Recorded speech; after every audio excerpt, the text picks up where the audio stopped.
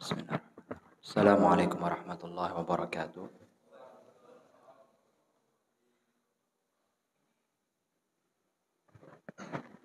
Alhamdulillahi rabbil alamin. Alhamdulillahi hamdan tayyiban mubarakan fi hamdan yurdihi. Ashhadu an la ilaha illallah wahdahu la syarika lah. Ilahul awwalin wal akhirin. Wa ashhadu anna Muhammadan abduhu wa rasuluhu wa khaliluhu wa safiyuhu wa khiratuhu min khalqih.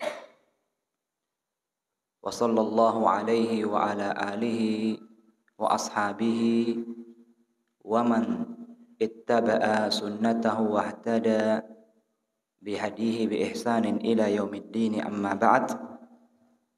Ma'asyiral muslimin, jamaah salat subuh rahimani wa rahimakumullah. Tentunya pertama dan utama kita senantiasa memanjatkan puja dan puji syukur kita kepada Allah Subhanahu wa ta'ala atas berbagai limpah nikmat dan karunia-Nya kepada kita semuanya. Terutama sekali tentunya adalah nikmat Islam, nikmat iman, nikmat sehat dan kesempatan, sehingga kita masih dapat berjumpa atau masih bisa berada pada bulan yang penuh dengan keberkahan, bulan yang penuh dengan rahmat Allah Subhanahu wa ta'ala, bulan di mana Allah Subhanahu wa ta'ala banyak membebaskan hamba-hambanya dari api neraka, utaqa'u minan nar wa dzalika kulla lailah, dan itu terjadi setiap malam bulan Ramadan. Oleh karena itulah kesempatan yang Allah Subhanahu wa ta'ala berikan ini tidak boleh kita sia-siakan meskipun hanya satu hari saja. Semoga Allah Subhanahu wa ta'ala senantiasa memberikan hidayah serta taufiknya kepada kita untuk bisa memanfaatkan bulan Ramadan dengan ibadah-ibadah di dalamnya. Kemudian tentunya salawat dan salam senantiasa kita haturkan kepada junjungan Nabi besar kita Muhammad sallallahu alaihi wasallam, kepada keluarga beliau, sahabat-sahabatnya, serta orang-orang yang senantiasa mengikuti tuntunan beliau dengan baik sampai akhir zaman. Ma'asyiral muslimin, jamaah salat subuh rahimani wa rahimakumullah. Insyaallah pada kesempatan kali ini kita akan coba membahas bersama-sama sebagaimana yang diminta dari DKM. Kita akan membahas tentang fikih sahur dan berbuka. Terkait tentang fikih sahur dan berbuka. Adapun yang akan kita bahas di sini terkait dengan sahur itu ada 6 poin yang akan kita bahas, dan terkait dengan berbuka insyaallah kita akan bahas ada 5 poin yang akan kita bahas. Yang pertama yang akan kita bahas tentunya adalah poin yang pertama adalah ta'rif, yakni as-sahur. Definisi sahur itu sendiri. Dalam bahasa Arab, sahur ini ada 2 cara membacanya. Ada dengan didhammah sinnya menjadi suhur, menjadi suhur. Ada yang di fathah, yakni sinnya itu menjadi as-sahur. Jadi ada 2 bacaan. Ada as-suhur. Kalau as-suhur itu maknanya aklu ta'amis sahar. Aklu ta'am yakni as-sahar. Tindakannya, memakan makanan sahur. Orang makan makanan di waktu sahur. Sahur itu waktunya thuluthul lail akhir, sepertiga malam terakhir. Tinggal dibagi saja kapan waktu terbenam matahari sampai kapan waktu terbitnya matahari, itu dibagi 3. Sepertiga malam terakhir itu waktu sahur. Ada orang yang makan di sepertiga malam terakhir, itu dikatakan dalam bahasa Arab as-suhur. Jadi tindakan seseorang yang makan pada waktu sepertiga malam terakhir itu namanya as-suhur dalam bahasa Arab. Ingat di dhammah sinnya, as-suhur. Adapun kalau as-sahur itu di fathah sinnya, itu ta'amus sahar. Makanannya itu dinamakan dengan yakni as-sahur. Jadi makanan yang disediakan menu bagi orang-orang yang makan di sepertiga malam terakhir itu namanya as-sahur. Itu definisi dalam bahasa Arab, dan ini banyak. Kata-kata seperti ini tuh banyak dalam bahasa Arab. Seperti misalnya at-tuhur. At-tuhur dan at-tahur. Kan tadi sinnya di dhammah, sinnya di fathah. Sekarang toknya di dhammah sama toknya di fathah. Jadi at-tuhur, at-tuhur? Orang yang bersuci. tindakannya yang dia lakukan itu namanya at-tuhur.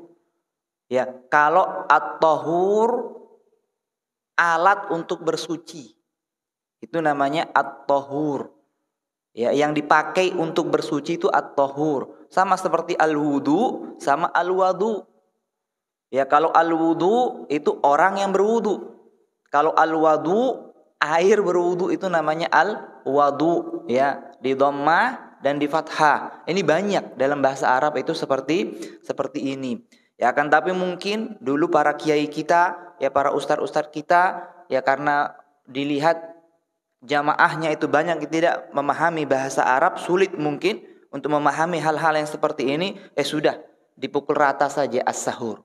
Ya, dipukul rata aja, pokoknya sahur, mau makan, mau menunya dinamakan sahur saja, nggak masalah juga. Ya, yang penting kita sudah paham saat ini. Jadi itu definisi dari yakni as-sahur, as-suhur dan yakni as-sahur. Itu pembahasan yang pertama. Jadi as-suhur itu makan sahur, ya. Kalau as-sahur apa yang dimakan ketika sahur, menunya itu dinamakan dengan as-suhur. Ya, terus poin yang kedua yang akan kita bahas, hukum sahur itu sendiri. Ya, sahur ini bukan syarat sahnya ibadah puasa. Ya, sahur itu bukan syarat sahnya ibadah puasa. Sehingga ketika ada ya seseorang yang ingin berpuasa di bulan Ramadan, dia sudah berniat di malam harinya.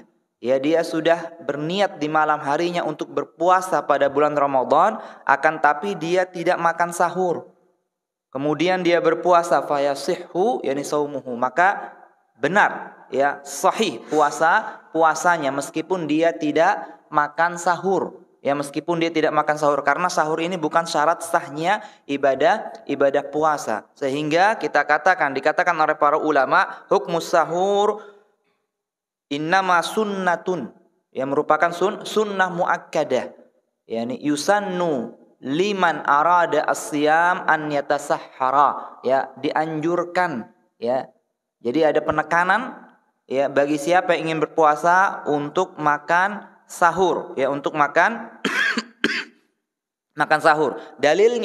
Dalilnya bahwasanya hukumnya itu di sunnah muakkadah adalah sabda Nabi sallallahu alaihi wasallam yang diriwayatkan dari Anas ya bin Malik radhiyallahu anhu, qala Nabi sallallahu alaihi wasallam, tasahharu fa inna fis sahuri barakah. Ya, ada perintah, sungguhnya makan sahurlah kalian, sungguhnya dalam sahur itu ada keberkahan. Ini namanya sunnah apa? Tasahharu fa inna fis sahuri barakah. Makan sahurlah, ini sabda Nabi. Makan sahurlah kalian, sungguhnya dalam sahur ini ada barakah. Sunnah apa? Namanya sunnah qauliyah namanya. Ya, sunnah qauliyah. Ya, berdasarkan ucapan Rasulullah sallallahu alaihi wasallam. Ini namanya sunnah qauliyah. Ya, dalilnya juga ada dari sunnah fi'liyah an-Nabi sallallahu alaihi wasallam. Ya, dilakukan oleh Nabi sallallahu alaihi wasallam ini makan sahur. Dalilnya juga dari Anas ya radhiyallahu taala anhu, anna Zaid ibn Thabit radhiyallahu anhu haddatsahu. Zaid bin Thabit itu mengisahkan kepada Anas ya dengan berkata, innahum tasahharu ma'an Nabi sallallahu alaihi wasallam thumma qamu ila shalah. Jadi Zaid mengisahkan kepada Anas, jadi Anas enggak ikut ini di sini. Ya, dulu sahabat-sahabat ya, kita bersama rame-rame ini makan sahur ya bersama Nabi sallallahu alaihi wasallam. Setelah makan sahur langsung menunaikan sholat subuh maksudnya. Ya, jadi ini sunnah fi'liyah. Ya, jadi hukumnya makan sahur itu sunnah, itu berasal dari sunnah qauliyah dan sunnah fi'liyah. Ya, dua-duanya itu masuk.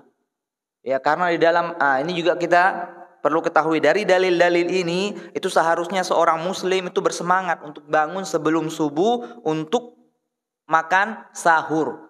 Ya, karena apa? Karena mengikuti sunnah Nabi sallallahu alaihi wasallam, sudah diucapkan kemudian dilakukan oleh Nabi sallallahu alaihi wasallam. Meskipun kita malas Pak bangun sahur. Ya, meskipun dengan seteguk air itu makan sahur itu, ya, itu di sana ada keberkahan.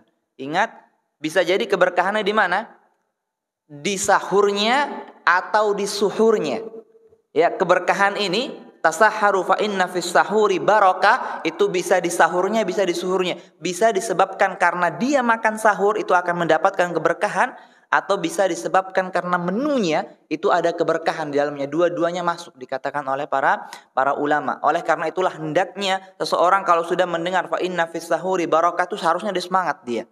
Seharusnya sudah bersemangat untuk bangsa, meskipun dengan seteguk air, sebagaimana sabda Nabi sallallahu alaihi wasallam diriwayatkan dari Abdullah yani bin Amr, tasahharu walau bi jur'ati ma. Ya, makan sahurlah walaupun hanya dengan seteguk air. Ya, jadi itu yang perlu kita fahami baik-baik. Ini sebenarnya banyak keberkahan ya dalam sahur ini. Ya, contohnya saja kalau kita ya sedang tidak berpuasa, ya tidak sarapan, ya tidak sarapan ini karena ada aktivitas itu di pagi hari, itu baru sarapan misalnya jam 10 atau jam 11 tuh biasanya sudah apa? Biasanya sudah gemetaran itu tuh apa namanya? Badan itu biasanya sudah gemetaran. Ya, saking laparnya. Ya, tapi kalau ketika kita sahur atau ketika kita berpuasa hanya minum air saja, misalnya orang telat bangun misalnya 5 menit lagi mau apa namanya azan, hanya minum air saja, insya Allah ada kekuatan, dia nggak sampai gemeteran dia di pagi hari. Ya mungkin karena memang di minuman tersebut ada keberkahan dan yang kita lakukan itu ada keberkahan sehingga diberi kekuatan kita oleh Allah Subhanahu wa taala. Itu yang kita rasakan itu, dan banyak lagi sebenarnya keberkahan yang ada dalam sahur ini ya, yang insya Allah nanti beberapanya akan kita sebutkan. Itu poin yang kedua yang kita bahas. Kemudian poin selanjutnya akan kita bahas itu terkait tentang fadail yakni as-sahur, ya keutamaan yakni makan sahur, ya keutamaan makan sahur. Ya sudah kita katakan as-sahuru fihi yakni barakah. Dalam sahur itu ada keberkahan dari Allah Subhanahu wa taala berdasarkan hadis tasahharu fa inna fi as-sahuri yakni barakah. Itu riwayat Imam Muslim. Dan ada lagi ya riwayat menyebutkan sabata Anil Irbad bin Sariyah radhiyallahu taala anhu qauluhu, ya dari Irbad bin Sariyah dia berkata, da'ani Rasulullah sallallahu alaihi wasallam ila sahur. Ya Rasulullah itu pernah mengajak kami atau mengajakku itu untuk makan sahur. Nah, di sini kita bisa ketahui ya kan tadi dalil sunnah fi'liyahnya itu annahum tasahharu ma'an nabi, bahwasanya para sahabat itu makan sahur bersama Nabi. Sekarang di sini hadisnya bahwasanya Nabi itu mengundang Irbad bin Sariyah untuk makan sahur. Di sini disunnahkan kita makan sahur itu beramai-ramai. Ya bersama-sama, jangan sendiri-sendiri, bersama keluarga bangunkan semua itu apa yang ada di dalam rumah, meskipun dia tidak berpuasa, anak-anak kecil itu kalau bisa dibangunkan karena emang sunnahnya itu kita beramai-ramai makan sahur. Kenapa, Pak? Karena ada berkah dalamnya, diajak semua anggota keluarga kalau memang kita tidak mengajak orang lain. Ya, tapi kalau sedang tidak ada misalnya di rumah, kalau bisa kita ajak ya orang lain untuk makan sahur, jangan sendiri. Karena Rasulullah di sini apa? Memanggil Irbad bin Sariyah ya untuk makan sahur. Ya, bukan dari anggota keluarga. Dia mengajak untuk makan sahur fi Ramadan. Ini faqal, ketika diajak itu mengatakan halumma ilal ghadail mubarak.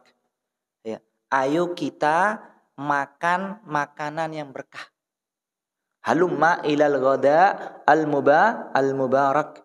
Ya, di sini ada makanannya jadinya yang berkah. Itu jadi ketika kita makan sahur untuk berpuasa, maka dalam sahur itu makanannya itu ada keberkahan. Sebagaimana juga sabata anil Miqdam ibni Ma'di Karib, dari Miqdam ibni Ma'di Karib radhiyallahu taala anhu anin Nabi sallallahu alaihi wasallam qala, bersabda Nabi sallallahu alaihi wasallam, alaikum bi ghada'is sahur fa innahu huwal ghada'ul mubarak. Sungguhnya hendaklah kalian makan sahur karena sungguhnya al-ghada. Ya, dalam makanan sahur itu ada banyak keberkahan. Ya, dijelaskan oleh para ulama di antara keberkahan makan sahur yang paling utama itu adalah ittiba'us sunnah, yang mengikuti sunnahnya Nabi Sallallahu Alaihi Wasallam. Ini pentingnya hati, Pak. Ya, pentingnya hati itu bermain ketika kita makan sahur. Jadi ketika kita makan sahur tuh harus minimal tuh kita niatkan saya mengikuti sunnah Nabi Shallallahu Alaihi Wasallam sehingga kita dapat itu. Ya, pahala yang bukan hanya dapat keberkahannya dapat, pahala mengikuti sunnahnya dapat. Karena apa? Karena senantiasa kita niatkan. Ya, pentingnya hati itu bermain ketika kita memakan sahur. Ya, kemudian juga keberkahannya at-taqawi bihi alal ibadah. Ya, dengan sahur ini kita bisa kuat untuk beribadah. Nah, itu kita niatkan. Ya, kita niatkan. Bayangkan saja, ya, sesuatu yang mubah kalau kita niatkan untuk ibadah itu bisa menjadi suatu ibadah, apalagi sesuatu yang sunnah. Ya, ini biasa nih, ini tidur apa hukumnya tidur? Tidur hukumnya mubah saja, boleh saja, mau tidur mau terserah. Ya, nggak ada kaitannya dengan apa pahala. Tapi ketika kita niatkan tidur itu agar kita misalnya saya mau tidur cepat biar bisa bangun sholat malam, atau biar bisa bangun sholat witir sebelum azan subuh. Ya, yang sedikit saja ini kita niatkan seperti itu. Saya mau tidur dulu lah jam 10 nih biar bisa bangun sholat witir. Itu tidur kita Pak bernilai ibadah. Padahal tidur ini perkara mubah, apalagi sesuatu yang sudah sunnah. Sahur ini merupakan sunnahnya Nabi SAW. Kita niatkan lagi, ya, lebih besar pahalanya dibandingkan kita niatkan, yakni tidur untuk melaksanakan ibadah lebih besar. Ini pahala, makanya pentingnya hati itu bermain. Ini yang dinasihatkan oleh para ulama ketika kita makan sahur tuh harus kita senantiasa niatkan ittiba'u sunnah Nabi sallallahu alaihi wasallam, kemudian at-taqawi alal ibadah agar bisa menguatkan kita untuk melaksanakan ibadah. Kemudian juga ya dalam sahur itu ya bisa dikatakan di sini mudafa'atu su'il khuluq alladhi yusiruhul ju'. Ya, bisa jadi mencegah akhlak yang buruk disebabkan karena rasa lapar. Ya, biasanya kalau kita sudah lapar, tiba-tiba di rumah itu ada anak yang macem-macem ya buat keributan misalnya, tiba-tiba kita langsung marah. Ini akhlak yang tidak baik. Nah, karena dengan makan sahur itu bisa jadi akhlak-akhlak tersebut bisa hilang ya dari keberkahan sahur itu, dan banyak lagi yang keberkahan yang lainnya. Atau misalnya ya dengan sebab kita makan sahur itu kita mudah untuk bersedekah. Ya, kepada orang yang tidak mampu. Ini juga merupakan keberkahan yang ada dalam sahur dan yang semisalnya. Itu keberkahan yang pertama, itu keutamaan pertama dari makan sahur. Kemudian keutamaan yang kedua ya dari makan sahur, Allah Azza wa Jalla wa malaikatahu yusholluna 'alal mutasahhirin. Nah, perhatikan ya, Allah dan para malaikat senantiasa bersolawat untuk orang yang makan sahur. Nah, ini luar biasa, Pak. Ya, ini keutamaan yang luar biasa berdasarkan hadis Abi Sa'id Al-Khudri ya dari Rasulullah sallallahu alaihi wasallam annahu qala, bahwasanya dia yakni bersabda, as-sahuru akluhu barakah fala tada'uhu. Sungguhnya dalam sahur itu makanannya ada keberkahan, maka jangan engkau tinggalkan. Walau an yajra' ahadukum jur'atan min ma.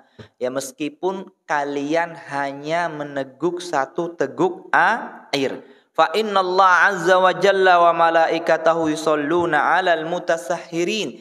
Ya, dan ke dalam sahur itu Allah dan para malaikatnya senantiasa bersolawat kepada orang-orang yang makan sahur. Ya, solawatnya Allah adalah Allah memberikan rahmat kepada orang tersebut.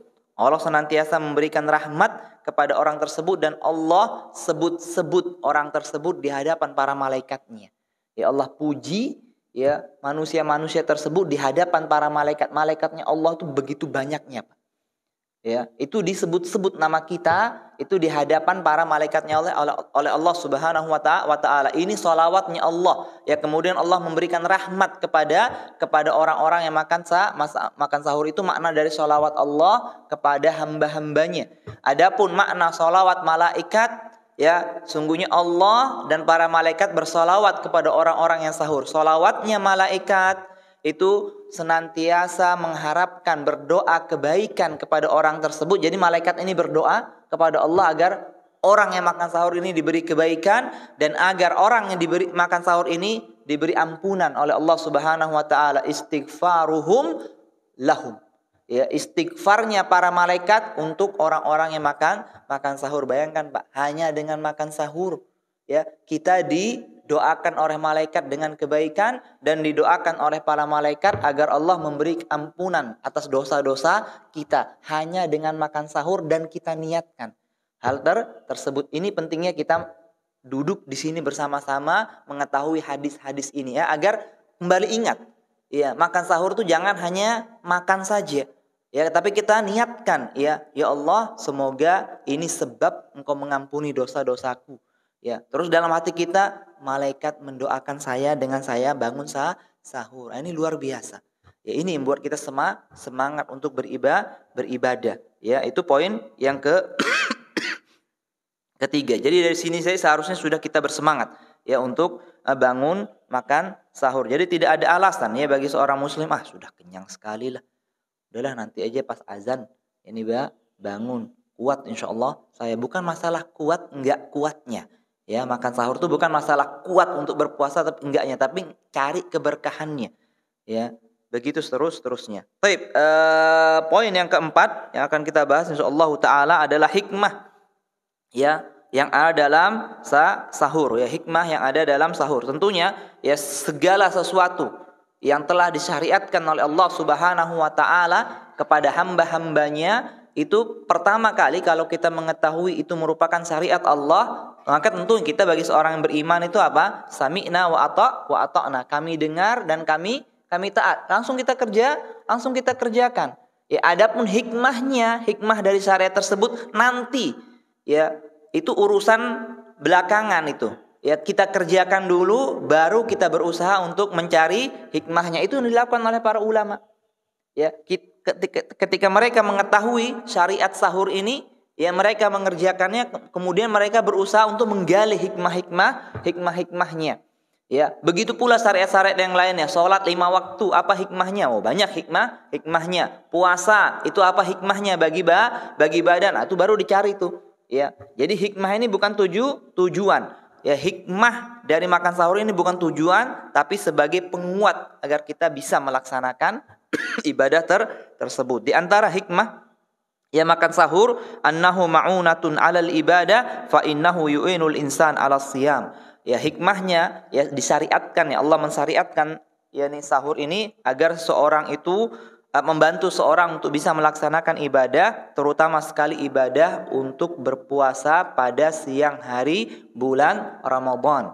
Ya, di sini yang menunjukkan bahwasanya Islam itu agama yang penuh dengan kemudahan, yang senantiasa berusaha mensyariatkan sesuatu yang mampu dilakukan oleh manusia. Jadi tidak ada istilah itu tidak mampu dalam syariat Islam, karena syariat Islam ini senantiasa memberikan kemudahan. Ketika seorang ya sholat itu diwajibkan, ketika dia tidak mampu untuk berdiri, dia harus boleh sholat dengan duduk. Nggak mampu dengan duduk, boleh dengan berbaring. Ya, begitu seterusnya, banyak kemudahan-kemudahan yang datang yang dalam agama Islam. Ya, oleh karena itulah disyariatkannya yakni sahur. Yuridullahu bikumul yusra wa la yuridu bikumul usra. Sesungguhnya Allah ini menginginkan kemudahan ya bagi kalian, sama sekali tidak menginginkan kesulitan. Ya, makanya kita dianjurkan untuk makan sahur. Yang kedua, ya hikmah yang kedua dari makan sahur, anna fihi mukhalafata ahlil kitab fa innahum la yatasahharun. Ya, sungguhnya pada sahur itu ada bentuk penyelisihan kita kepada ahlul kitab ketika mereka berpuasa, karena mereka berpuasa itu tanpa makan sahur. Jadi ahli kitab sebelum adanya bulan disyariatkannya berpuasa pada bulan Ramadan, sebelum turun ayat ya ayyuhalladzina amanu kutiba alaikumusiyam kama kutiba alladzina min qablikum la'allakum tattaqun, itu orang-orang Yahudi itu sudah berpuasa, Pak. Nah, puasa mereka itu ketika mereka terbenamnya matahari, ya mereka boleh makan. Tapi mereka boleh makan itu bukan sampai sahur. Ya, bukan sampai sahur, sampai mereka tertidur. Ya, sampai mereka tertidur. Nanti kalau mereka misalnya terbenam matahari jam 6 misalnya, atau jam setengah 7 misalnya. Kemudian dia makan. Ya, tidur kan dulu mungkin gak seperti sekarang ya, dulu kan gelap gulita. Ya, kalau malam itu sehingga mereka lebih cepat tidur jam 8. Ya, ketiduran jam 8 ini, bangun jam 10, boleh makan apa tidak? Enggak boleh, lanjut puasa tuh. Ya, jam 8 tidur, udah habis tidur itu enggak boleh untuk berpuasa. Nah, sejarah ini disebutkan ya dalam hadis yang diriwayatkan oleh Imam Bukhari dalam sahihnya, kisah terkait dengan yang terjadi pada Qais bin Sirmah Al-Ansari. Salah seorang sahabat Nabi sallallahu alaihi wasallam, kana shaiman, ya pernah melakukan puasa. Falamma hadara al-iftar ata imratahu, ketika masuk waktu berbuka, dia mendatangi istrinya. Ya, bertanya, apakah kita ada makanan ini untuk berbuka puasa? Wah, di rumah sedang tidak ada makanan. Ya, sebentar, saya akan keluar mencarikan makanan. Ini kisahnya disebutkan oleh Imam Bukhari dalam sahihnya. Sebentar, saya akan keluar itu mencari makanan untuk dirimu. Keluar istrinya. Ya, dari rumahnya cari makanan. Ketika datang membawa makanan, dia dapati karena suaminya sudah capek bekerja, ya di siang harinya, dia dapati suaminya tertidur. Apa dikatakan istrinya? Dikatakan istrinya, qalat khaybatalak. Waduh, kasihan sekali kamu wahai suamiku, katanya. Kenapa? Karena makanan ini bukan untuk kamu lagi, katanya. Enggak mungkin saya bangun ini percuma, saya bangun ini suami saya ketika dia bangun dia enggak boleh berpuasa. Beranggapan bahwasanya puasa kita sama seperti puasa orang-orang Yahudi dulu, orang-orang terdahulu mereka tahu. Ya, puasa orang-orang terdahulu. Jadi enggak dibangunkan suaminya ini. Ya, sampai dia bangun, ya di malam hari itu dia tidak ada makanan, kemudian dia melanjutkan puasanya. Nah, ketika dia lanjutkan puasanya, pingsan dia Pak siang hari. Ini apa nama Qais bin Sirmah, sampai beritanya fadzakara dzalika lin Nabi sallallahu alaihi wasallam, sampai beritanya tuh pada Nabi sallallahu alaihi wasallam. Nabi diam saja. Ya enggak tahu mau jawab apa. Fanazalat al-ayah uhilla lakum lailatas siyamir rafathu ila nisaikum hunna libasul lakum wa antum libasul lahunna. Seneng. Itu orang-orang beriman. Ya, sungguhnya dihalalkan bagi kalian pada malam di bulan Ramadan untuk bersama istri-istri kalian. Sungguhnya mereka pakaian bagi kalian dan kalian pakaian bagi mereka. Dan sampai ayat apa? Kulu wasrabu hatta yatabayyana lakumul khaytul abyadu minal khaytil aswadi minal fajar. Nah, di sini syariat apa? Syariat sahur. Makan minum bebas sampai terang bagi kalian benang putih dari benang hitam ketika waktu fajar. Jadi boleh makan minum itu terserah sampai tulu fajar, ya sampai terbitnya fajar sodik itu silahkan makan dan minum apa saja yang kau lakukan. Ya, hal-hal yang mubah, wah senang nih kaum muslimin sebab nuzul turunnya ayat Al-Baqarah ini. Ya, di sini menunjukkan ketika kita makan sahur, ini merupakan pembeda. Ya, syariat kita dengan syariat orang-orang terdahulu. Nah, disinilah hikmah kita harus makan sahur sehingga itu menjadi pembeda. Kalau kita habis tidur nggak makan lagi, sama dong puasa kita. Ya, sama Pak puasa kita sama ahli kitab. Misalnya nih kita ada orang malas Pak. Saya pernah dengar, Ustaz saya paling malas namanya makan sahur. Karena apa? Sudah buka puasa sudah kekenyangan. Katanya kok, ya itu bukan seperti itu, ya bukan seperti itu. Kita makan sahur ini bukan masalah kuat enggak kuatnya, ya tapi agar kita bisa menyelisihi puasanya ahli kitab, yaitu hikmah yang kedua dari makan sahur. Hikmah yang ketiga dari makan sahur, al-ajrul azim alladzi yanaluhul muslim idza qama bi ibadatis sahur. Ya, dengan disyariatkannya makan sahur, maka seorang hamba itu bisa banyak melakukan ibadah di sepertiga malam terakhir. Ya, di sepertiga malam terakhir. Anggap sepertiga malam terakhir itu jam setengah 2. Ya tinggal dibagi saja tadi ya saya katakan kapan terbenamnya matahari sampai terbitnya fajar shadiq itu tinggal dibagi 3. Anggap kita katakan setengah 2 sampai jam tadi azan di sini setengah 5 lah. Ya setengah 5 lebih 10 atau setengah 5 lebih jam 4.35 misalnya. Nah, itu dari jam setengah 2 sampai jam setengah 5 itu kan Pak banyak ibadah-ibadah yang bisa kita lakukan. Ya, selain makan sahur, ya seperti apa? Seperti berdoa kepada Allah Subhanahu wa taala karena Allah itu senantiasa setiap hari turun ke langit dunia di sepertiga malam terakhir. Pak, kalau dibilang turun di sepertiga malam, ya setiap harinya jangan akal bermain. Ya jangan akal kita bermain. Ya karena ilmunya Allah itu tidak bisa sampai ya pada ilmunya manusia, nggak sampai akal manusia itu membandingkan yakni ilmunya Allah. Jangan sudah bermain. Ini sahabat nggak pernah bertanya ya ketika Rasulullah itu bersabda innallaha yanzilu, sungguhnya Allah itu turun ke langit dunia setiap malam di sepertiga malam terakhir, itu nggak pernah nanya. Ya nggak pernah nanya, maksudnya nggak pernah nanya macam-macam, ya nggak main akalnya dia. Loh, turun sepertiga malam dong, setiap hari turun ya ke seluruh dunia. Ini namanya akal, Pak. Ya akal kita akal kita seperti itu. Tapi ini Allah kok mau disamakan sama makhluk? Ya perhatikan ketika kita memainkan akal kita seperti itu, berarti kita sudah menyamakan Allah dengan siapa? Dengan makhluk. Ya, sahabat itu paham, nggak boleh saya bertanya seperti ini karena Allah itu bukan makhluk tapi dia khalik. Ya, uang ini yang membuat syariat ini turun. Ya, mewahyukan kepada Nabi kita Muhammad SAW, innallaha yanzil. Sesungguhnya Allah itu turun ke langit dunia itu setiap malamnya sudah. Ya, sami'na wa ata'na, udah nggak main akal-akal di sini. Ya, di sini kita perlu banyak berdoa.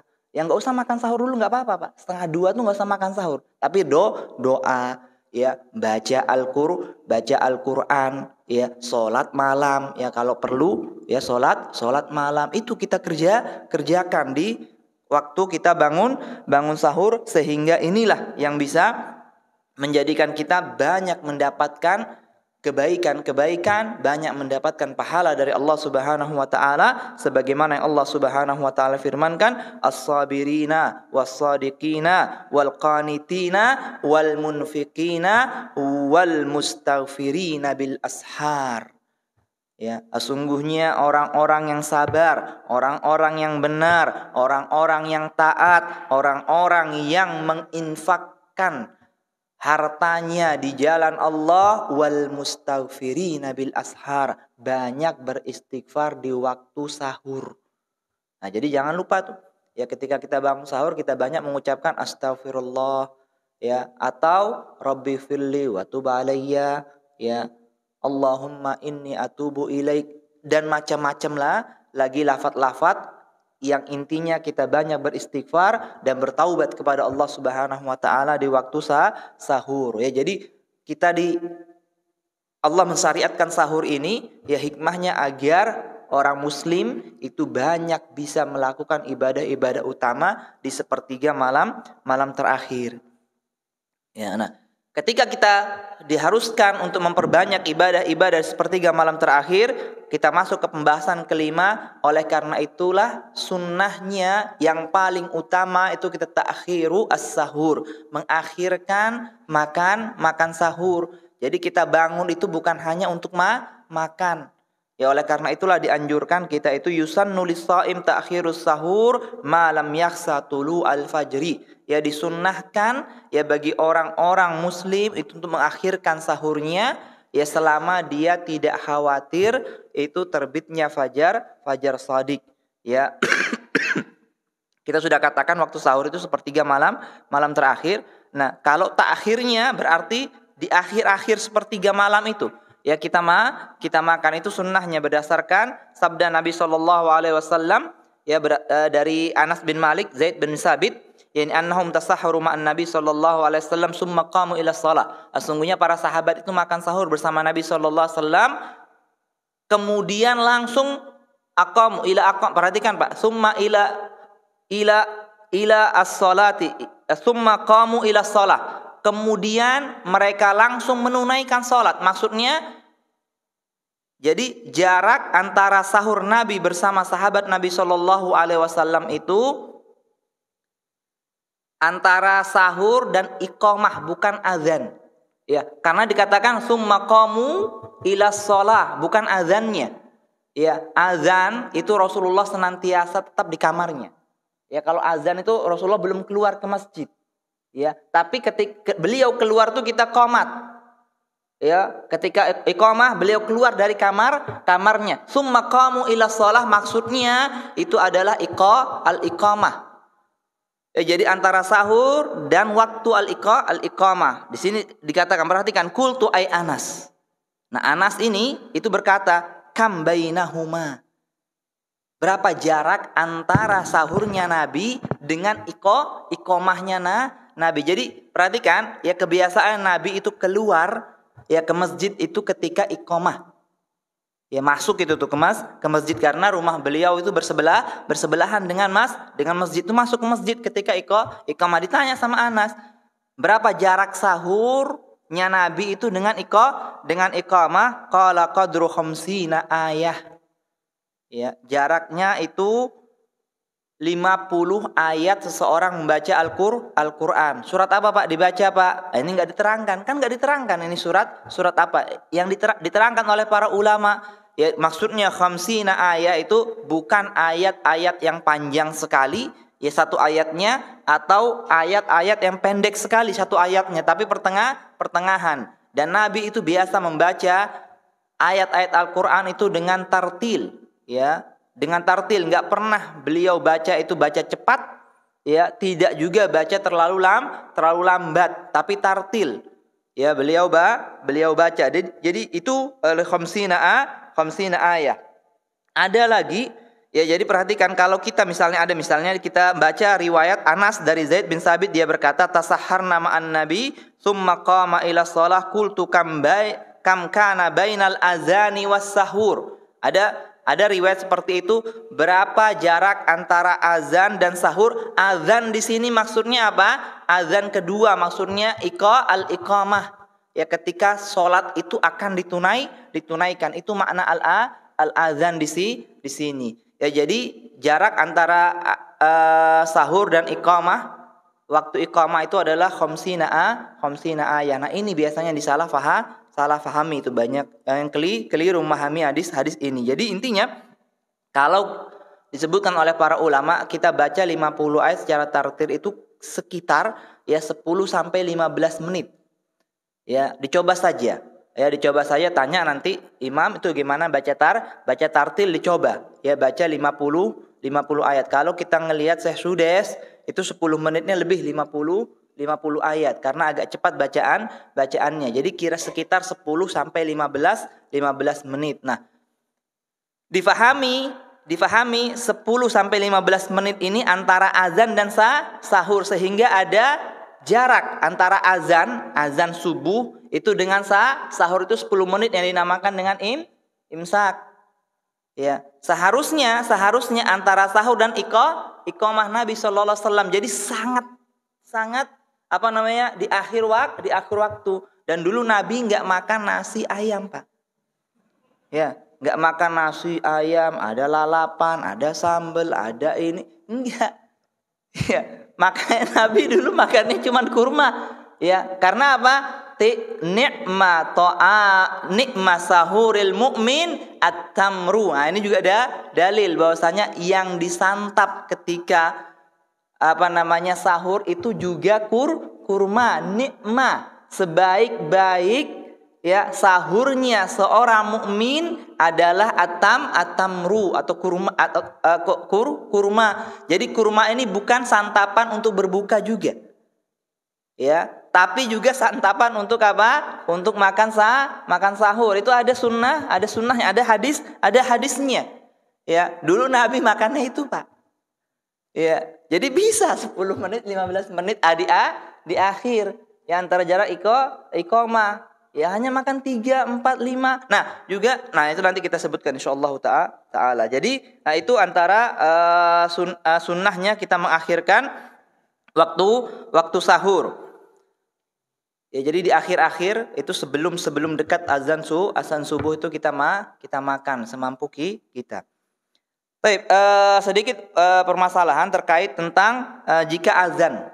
Ya, jika azan itu sudah terdengar, sedangkan makanan atau minuman itu masih ada di tangan seseorang. Maka apa yang harus dia lakukan? Perhatikan, ada hadis yang akan saya bacakan misalnya. Ya, hadis dari Abu Hurairah radhiyallahu taala anhu, ia berkata bahwasanya Rasulullah sallallahu alaihi wasallam bersabda, "Idza sami'a ahadukumun nidaa." Ya, jikalau salah seorang di antara kalian mendengar azan. Perhatikan, Pak. Mendengar azan wal ina'u ala yadihi, dan bejana itu masih ada di tangannya, makanan itu masih ada di tangannya, fala yadhahu hatta yaqdiya hajatahu minhu. Maka jangan sampai dia meletakkannya kecuali dia telah menunaikan hajatnya. Jadi maksudnya udah dilanjutkan saja. Nah, hadis ini difahami dengan dua cara oleh para ulama. Satu, hadis ini tidak boleh bertentangan dengan ayat apa? Ayat Al-Qur'an. Apa ayat Al-Qur'an? Kulu wasrabu hatta yatabayyana lakumul khaytul abyadu minal khaytil aswadi minal fajr. Jadi hadis ini enggak boleh bertentangan. Jadi hadis ini itu enggak boleh bertentangan dengan ayat yang tadi. Kita boleh makan dan minum sampai terbitnya fajar shadiq. Setelah terbit fajar shadiq, kita yakin terbit fajar shadiq, itu enggak boleh makan. Ini kan ayat ini. Nah, sedangkan hadis ini kalau kita terapkan berarti boleh dong makan setelah fajar shadiq kalau makanan itu ada di tangan kita. Iya kan? Nah, oleh karena itulah, karena mereka tidak ingin ya memahami hadis ini bertentangan dengan ayat, maka mereka katakan maksudnya idza sami'a ahadukumun nidaa. An-nida di sini maksudnya adalah azan pertama yang dikumandangkan oleh Bilal. Kalau azan kedua siapa yang mengumandangkannya? Ibnu Ummi Al-Maktum. Ya, jadi azan pertama kalau dikumandangkan, kalian dengar masih ada makanan, silahkan diminum, enggak masalah. Ya, karena belum masuk yakni fajar shadiq, belum ada tuh fajar shadiq. Itu cara yang pertama mereka lakukan. Cara yang kedua mereka katakan an-nida di sini idza sami'a ahadukumun nida walam yatayakkan. Dia mendengar azan tapi dia tidak yakin waktu fajar shadiq itu sudah masuk. Ya, karena apa? Bisa jadi ini imamnya ini ngantuk mungkin ini misalnya. Cepat sekali dia azan, orang belum waktu fajar, karena dia mungkin tahu. Ya, bagaimana tanda-tanda fajar shadiq itu? Fala yadhahu. Silahkan diminum.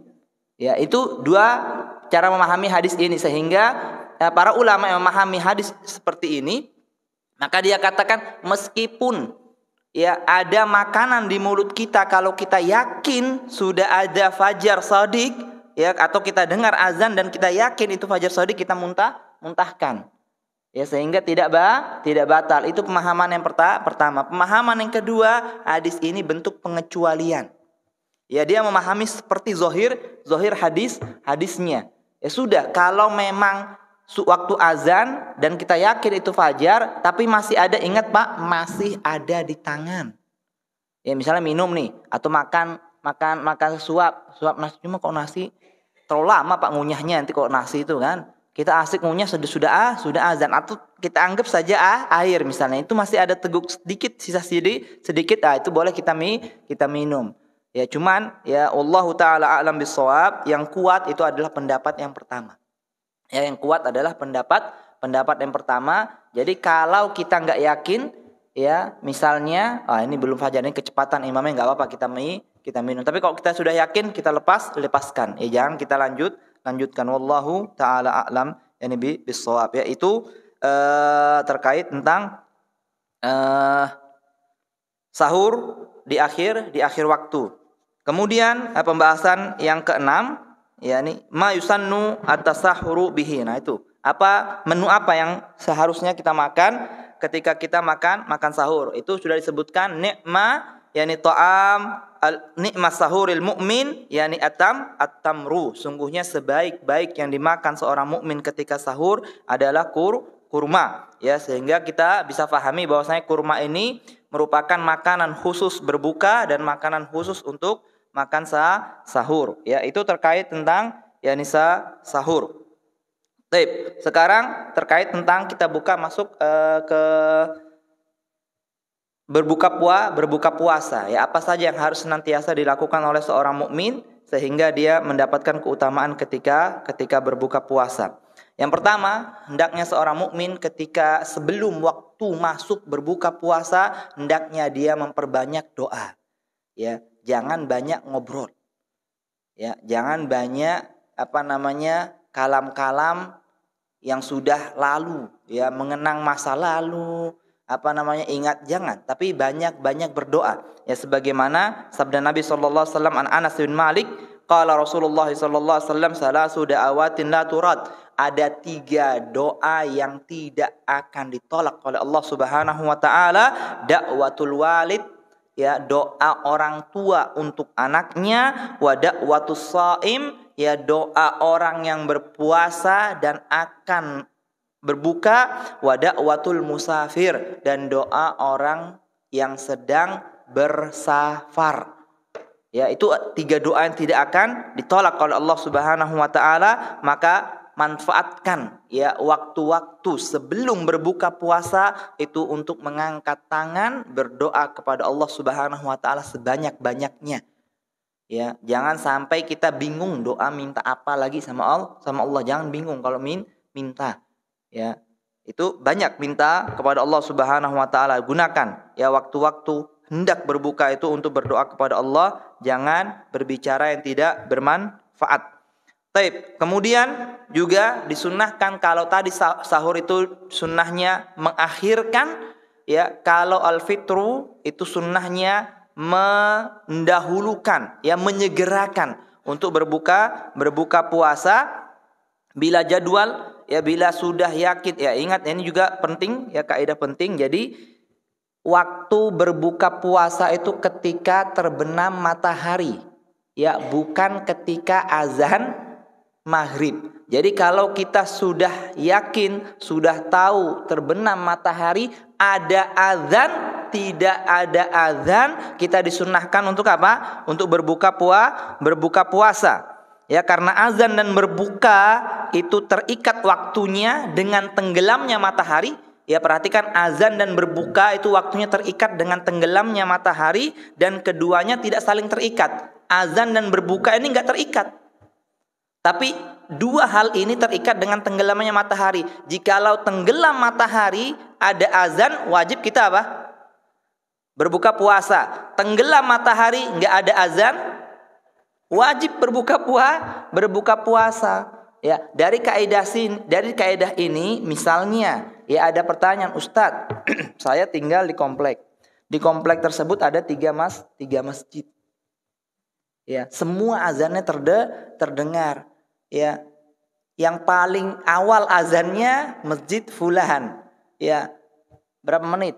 Setengah menit setelahnya azan fulan. 1 menit setelahnya azan masjid fulan. Mana yang saya pakai, Ustadz? Apa jawabannya?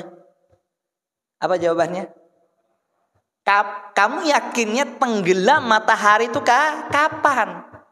Ya, kalau yakinnya yang benar tenggelam matahari sesuai dengan azan masjid yang kedua, berbuka puasa sesuai dengan azannya masjid kedua. Karena apa? Karena berbuka itu tidak dilihat dari azan, tapi waktu tenggelamnya matahari. Jadi saya harus tahu, Ustaz, waktu tenggelamnya matahari. Iya. Harus tahu waktu tenggelamnya matahari. Sekarang gampang.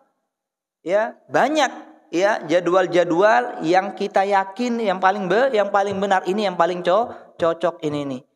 Ya, dengan kita misalnya menyesuaikan dengan jam yang ada di rumah kita, ya, kalau kita tidak mampu misalnya melihat langit, jadi itu yang kita pakai.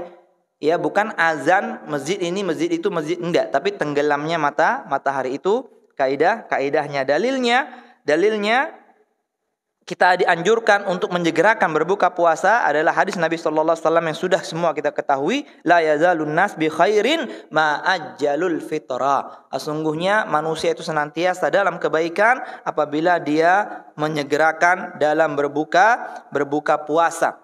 Dan kana ashabu Muhammadin ajalun nasi iftaran wa abta'uhum sahura. Sesungguhnya sahabat-sahabat Nabi itu adalah orang-orang yang paling cepat untuk berbuka puasa dan paling lambat itu makan sahur, bukan karena kelaparan. Nah, ini lagi salah lagi ini. Ya, kita menyegerakan berbuka, ini lapar banget jadi orang. Enggak. Ya, sunnahnya Nabi. Ya, kita itu menyegerakan berbuka puasa tuh sahabat tuh paling cepat dia berbuka puasa. Sahurnya paling lambat. Ya, jadi seperti karena itu merupakan sunnah. Itu dalil dari sunnah, dan ini juga dinukilkan ijma' ya oleh para ulama bahwasanya seluruh kaum muslimin itu dianjurkan untuk menyegerakan berbuka puasa sebagaimana ijma' ini dinukilkan oleh Ibnu Rushd, Ibnu Daqiq Al-Id, wa Ibnu Muflih wal Mardawi. Kemudian boleh enggak seorang ketika misalnya nih dia yakin ini enggak ada azan, kemudian cuaca sedang mendung, enggak ada azan sama sekali nih di tempat tersebut, cuacanya sudah sedang mendung misalnya. Dia nggak tahu nih kapan waktu untuk berbuka puasa. Kemudian dia yakin ya nih perkiraan dia, ya nih ghalabatuz zan, ya dugaan kuat dia itu sudah waktu berbuka. Boleh nggak dia berbuka? Nah, ini yang akan kita bahas. Hadisnya ya juzu al-fitru idza ghalaba ala dhannihi anna syamsa qad gharabat. Ya, dibenarkan bagi seorang muslim untuk berbuka berdasarkan dugaan kuatnya kalau matahari itu sudah terbenam. Hadza bittifaqil madzahibil fiqhiyatil arba'ah. Ini kesepakatan seluruh mazhab yang empat. Ya, dibenarkan seseorang untuk berbuka puasa dan dia menduga dengan kuat terbenamnya matahari ketika mendung. Ya, hadisnya an Asma binti Abi Bakar radhiyallahu taala anhuma qalat aftarna ala ahdin nabi. Kami pernah berbuka puasa pada zaman Nabi. Perhatikan, kalau sahabat mengatakan kami pernah beribadah pada zaman Nabi, hukumnya apa? Hukumnya marfu. Karena apa? Pada zaman Nabi, berarti Nabi tahu apa tidak? Nabi tahu. Ketika mereka sampaikan Nabi tahu dan Nabi tidak mengingkarinya, berarti disetujui oleh Nabi kita Muhammad SAW. Ini Asma mengatakan aftorna, kami berbuka ibadah apa tidak, Pak? Berbuka merupakan ibadah. Kami berbuka puasa pada zaman Nabi SAW yauma ghaimin, pada suatu hari yang mendung. Kami berbuka summa tola'atis syams. Ternyata mendungnya hilang. Ternyata matahari masih belum terbenam. Perhatikan, setelah hadis ini disuruh qadha enggak sama Nabi? Enggak disuruh qadha sama Nabi. Ya, sahabat ini enggak disuruh qadha. Makanya ketika ada orang kejadiannya seperti ini, ya kemudian dia berbuka, salah saya lanjutkan puasanya, enggak perlu dia qadha. Lanjutkan puasanya, nanti buka lagi, Pak. Ya, nanti buka lagi ya, nanti buka lagi enggak masalah. Apa dalilnya? Laisa alaikum junahun fima akhtatum bihi. Ya, tidak ada dosa bagimu ya jikalau engkau itu salah. Ini sudah yakin kuat, sudah enggak benar-benar yakin tiba-tiba salah, udah enggak masalah. Jadi maksudnya misalnya bisa terjadi di pesawat biasanya. Ya, kalau kita mungkin enggak saat ini karena kita ada jam saat ini, biasanya terjadi di pesawat. Ya, kita misalnya sore hari, ya kita sore berangkat dari sini, itu berangkat ke Madinah misalnya. Ya, itu kan agak panjang itu tuh waktunya. Enggak ada. Tapi mungkin sekarang pesawat sudah dikabarkan ya info-info seperti itu. Seandainya enggak ada sama sekali. Ini kok mendung, enggak ada. Sudahlah, bismillah aja lah makan, ini sudah jam 6 ini nih. Sepertinya sih sudah masuk waktu, ya sudah. Dia makan ternyata salah, itu enggak masalah. Ya wallahu taala a'lam bisawab. Baik. Kemudian ketika kita berbuka puasa, ya kita sudah bersegera. Ini ketika kita berbuka puasa, apa yang kita ucapkan? Pertama, ketika kita makan atau kita minum, kita tetap mengucapkan Bismillah. Ya, berdasarkan sabda Nabi SAW, "Idza akala ahadukum falyazkur ismallahi ta'ala." Jikalau salah seorang di antara kalian makan, hendaknya dia menyebut nama Allah Subhanahu wa taala. Fa innasiya, jikalau dia lupa menyebut nama Allah Subhanahu wa taala, fi awwalihi, di awalnya, falyakul bismillahi awwalahu wa akhirahu. Jadi ketika dia lupa dan ingat, dia mengucapkan bismillah awwalahu wa akhirahu. Ya, itu dia ucapkan. Nah, baru setelah makan, selesai makan, baru disunnahkan dia mengucapkan doa berdasarkan doa Nabi sallallahu alaihi wasallam, "Dhahabadh dhama wabtallatil uruqu wa thabatal ajru insyaallah." Telah hilang zoma, telah hilang rasa dahaga, wabtalatil uruq, ya sudah basah kerongkongan, wa thabatal ajru insyaallah, dan semoga pahala itu kita dapatkan dengan izin Allah Subhanahu wa taala, atas kehendak Allah Subhanahu wa taala. Nah, doa ini Pak dibaca itu setelah berbuka. Karena apa? Karena perhatikan hadisnya. Ya, An Ibni Umar radhiyallahu taala anhuma qala kana Rasulullah, dahulu Rasulullah idza aftara. Pakai apa, Pak? Pakai idza, pakai fi'il madhi lagi. Memang biasanya kalau idza itu harusnya fi'il madhi, enggak ada idza setelahnya fi'il mudhari. Idza aftara, ya jikalau sudah berbuka. Nah, itu maknanya fi'il madhi. Kata kerja masa lampau. Jikalau sudah berbuka, qala dhahabadh dhama'u wabtallatil uruq wa thabatal ajru insyaallah. Ini doa dari Nabi kita. Ya. Nabi itu pasti mengajarkan doa yang paling bagus untuk kita ucapkan, sehingga hendaknya kita mengucapkan doa ini. Adapun doa yang sudah masyhur, misalnya doa Allahumma lakasumtu wa bika amantu wa ala rizqika aftartu birahmatika ya arhamar rahimin. Ini sama sekali tidak ada riwayat yang menjelaskan akan hal tersebut. Perhatikan, enggak ada riwayatnya. Kalau lafadznya itu Allahumma lakasumtu wa bika amantu wa ala rizqika aftartu birahmatika ya arhamar rahimin, itu enggak ada riwayat yang menyebutkan. Yang ada Allahumma lakasumtu wa ala rizqika aftartu. Itu ada riwayatnya. Saya bawakan riwayatnya, hadisnya secara lengkap. An Mu'adz ibni Zuhrah. An Mu'adz ibni Zuhrah annahu balaghahu. Sungguhnya telah sampai kepadanya annan Nabiyya sallallahu alaihi wasallam, sungguhnya Nabi sallallahu alaihi wasallam idza aftara, jikalau selesai berbuka puasa, qala Allahumma lakasumtu wa ala rizkika aftaratu. Ya Allah, untukmu aku berpuasa dan di atas rizkimu aku ini berbuka. Ini ada nih hadisnya. Cuman dikatakan oleh para ulama, hadis ini mursal. Loh, kenapa mursal? Karena Mu'adz bin Zuhrah itu bukan salah seorang sahabat. Bukan sahabat Nabi, tapi seorang tabi'in. Tabi'in ke Nabi. Seorang tabi'in ke Nabi, mana sahabatnya? Mana sahabatnya? Enggak ada dalam hadis ini sahabatnya. Dia dengar dari siapa? Kok bisa langsung dari Nabi dia dengar hadis ini? Nah, ini namanya hadisnya mursal.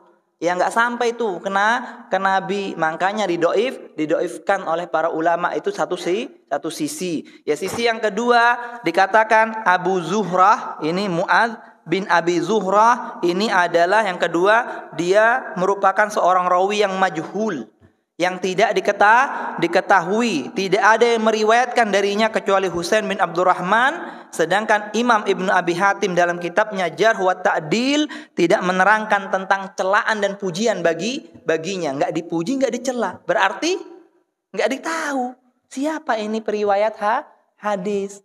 Ya, makanya ya banyak ulama hadis yang mendhaifkan ya hadis ini.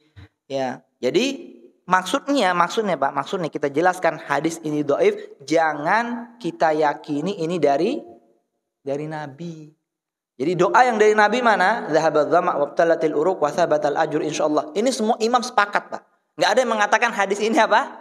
Hadis ini dhaif, enggak ada.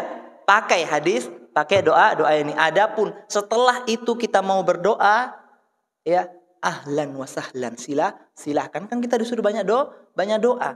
Ya, tapi ketika kita berdoa jangan yakini doa ini dari Nabi, enggak apa-apa. Kalau kita mau berdoa Allahumma laka sumtu wa bika amantu wa alaika aftartu bi rahmatika ya arhamar rahimin, doa enggak masalah. Ya, doa enggak masalah, asalkan enggak usah kita yakini bahwa itu dari Nabi, ini dari kita saja atau dari ajaran-ajaran guru-guru kita. Tapi ingat, jangan dihilangkan doa zahabadz dhama. Ya, ini sunnahnya.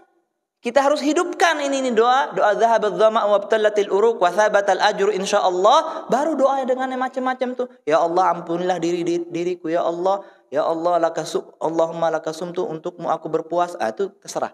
Ya enggak masalah. Jadi itu maksudnya kita jelaskan bahwasanya hadis ini dhaif. Jangan kita yakini ini dari Nabi sallallahu alaihi wasallam dan ini lebih utama daripada zahabadz dhama. Jangan.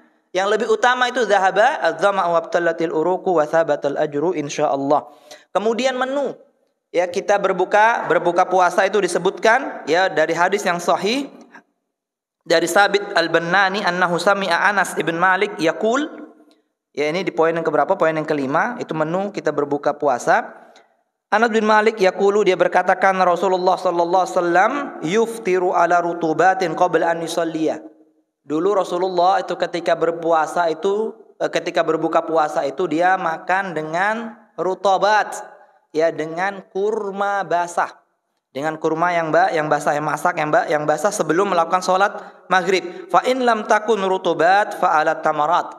Jikalau tidak ada kurma basah, maka beliau memilih kurma kering. Fa in lam takun hasawatin min ma. Jikalau tidak ada kurma kering, beliau lebih memilih untuk meminum beberapa teguk air.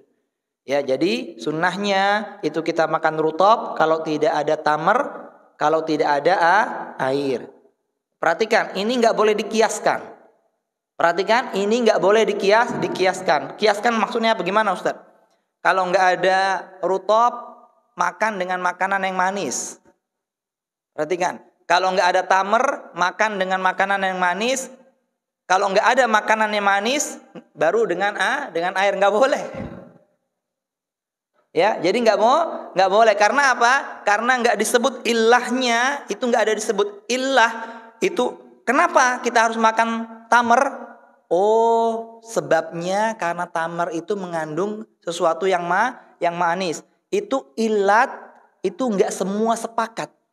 Ya, ilat tersebut itu nggak semua sepakat. Di sini Rasulullah menyebutkan rutob, tamar sama air putih. Kalau nggak ada rutob, nggak ada tamar, sudah minum air. Itu sunnahnya seperti itu. Jadi kita pilih minum air baru makan yang manis, nggak masalah.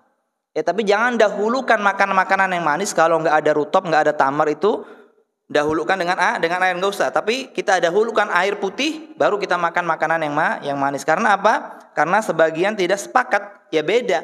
Ya manisnya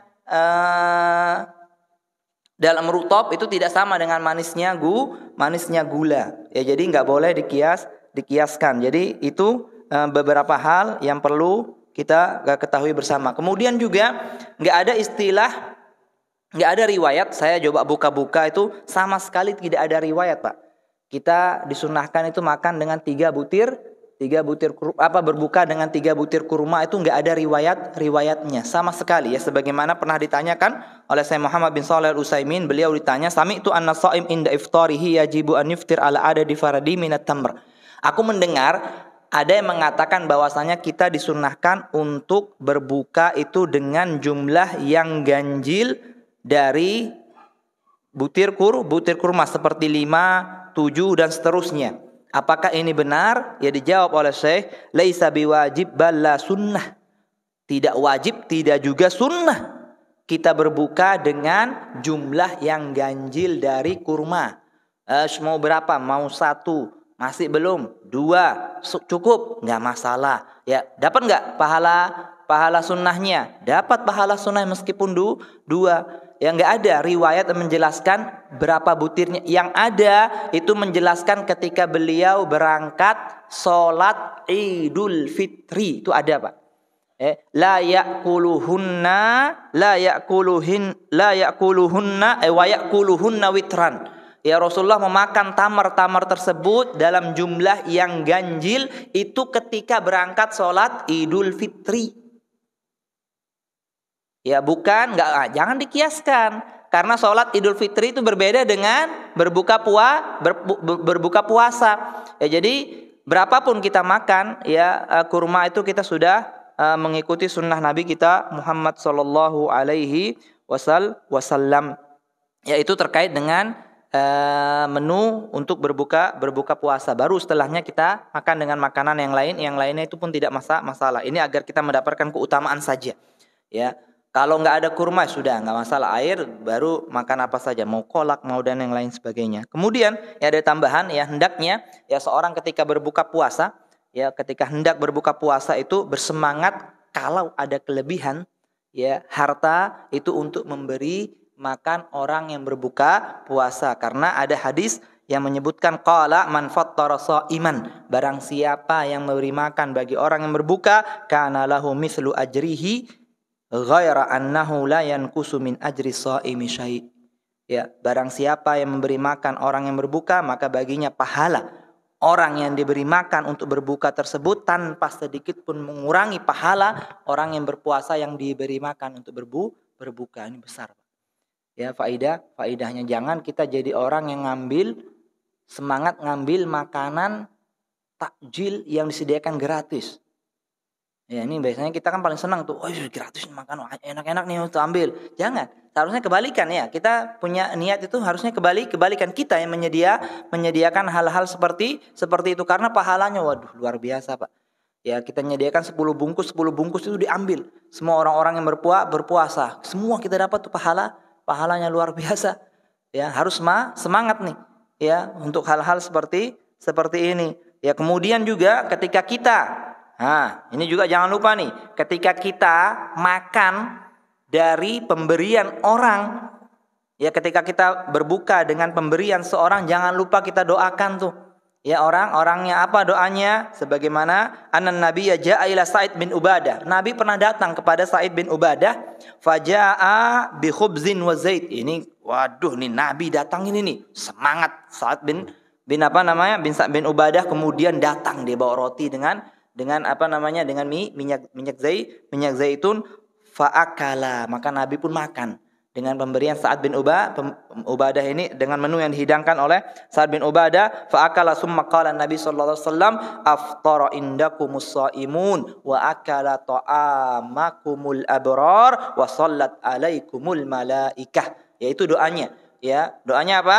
Aftara indakumus shaimun, telah berbuka ya di sampingmu orang-orang yang berpuasa, wa akala ta'amakumul abraru, dan telah makan orang-orang yang baik dari makananmu, wa sallat alaikumul malaikah, dan semoga malaikat-malaikat Allah memberikan sholawat kepadamu, ya kepada orang yang memberikan berbuka. Nah itu kita doakan ya seperti ini. Ini sunnahnya. Jangan kita ini bakhil untuk mendoakan saudara kita, atau dengan doa yang lain. Ya, dengan doa yang lain hampir sama. Allahumma barik lahum fima razaqtahum.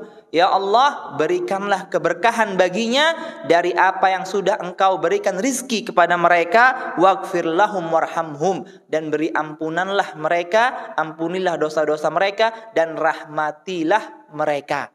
Ya, dan rahmatilah mereka. Yaitu doa yang hendaknya kita sebutkan ketika kita makan, ya dengan hasil sedekah seseorang. Ya, perhatikan dari sini semua kita bisa pahami bahwasanya tadi ya banyak hadis yang menjelaskan keutamaan makan sahur, tapi tidak ada satu hadis pun yang menjelaskan keutamaan berbuka puasa.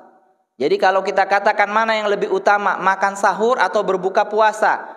Yang lebih utama makan sahur, karena berbuka puasa tidak hanya dengan makanan. Ingat Pak, berbuka itu tidak hanya dengan makanan. Maaf, kita mendatangi istri kita itu sudah berbuka puasa meskipun kita tidak makan dan minum.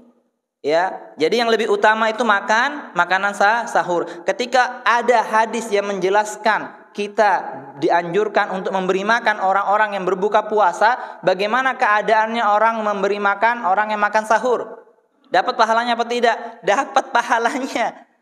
Ya, kalau misalnya sudah banyak ini orang-orang yang beri makan orang buka-buka puasa, kita sediakan makanan untuk makan sahur, sama balasan-balasan. Karena apa? Makan sahur lebih utama. Kita beri makan orang yang makan sahur, lebih utama kita dapatkan balasan-balasan. Nah, itu biasanya kita lupakan hal-hal seperti ini. Jangan terlalu bersemangat untuk memberikan orang berbuka tapi lupa untuk memberikan orang makan sahur, karena ini juga merupakan sesuatu yang sangat utama. Jadi intinya bahwa jangan kita hanya menghidupkan berbuka puasa, tapi juga kita kalau bisa ya di masjid ini menghidupkan bagaimana makan sahur bersama. Wallahu taala a'lam yani bisawab. Ini yang bisa sampaikan, lebih kurangnya kami mohon maaf. Aqulu qouli hadza. Akhirnya kita tutup pengajian kita karena sudah terlalu lama ya dengan mengucapkan doa kafaratul majlis. Subhanakallahumma wa bihamdika asyhadu an la ilaha illa anta astaghfiruka wa atubu ilaik. Assalamualaikum warahmatullahi wabarakatuh.